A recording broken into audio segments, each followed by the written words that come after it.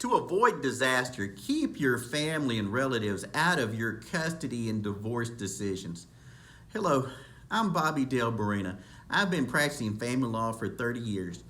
And in those years, I have seen time and time again where someone has extended family, their parents, their brothers and sisters come with them to a divorce consultation or to a case, custody hearing, or other court hearing, and they want to have their opinions be heard.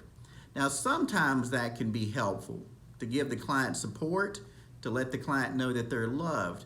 But time and time again, what I've found is that during the divorce or separation process, that the client has said so many negative things about the other spouse privately to their family that their family now believes that every decision ought to be made by that client's impressions that were made during an emotional time, emotional turmoil.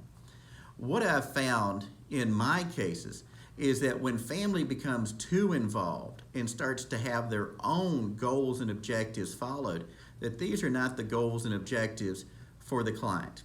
Now, many times I'll have a father come in, and it's usually the father, not necessarily the mother, of either the male or female, whoever my client may be, and want to have complete control and oversight of the litigation.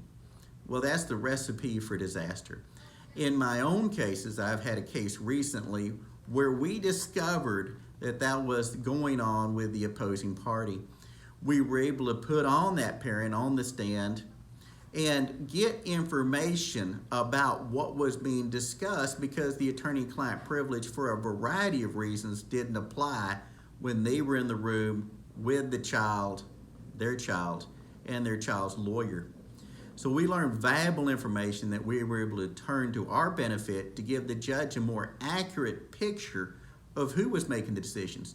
The judge just wants to make sure these two parents are making their decisions, not other family members. These two parents have to be equally engaged, on equal footing if necessary, and if possible, to make sure these children have the best possible experience today, tomorrow, and well into the future.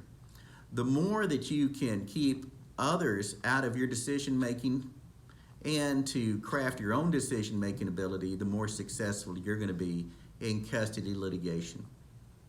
Now, if you'd like to talk more about my thoughts on third parties, family, extended family members, making decisions, or being too involved in the process, please drop me a line or give me a call. I'd be glad to talk to you. Thank you.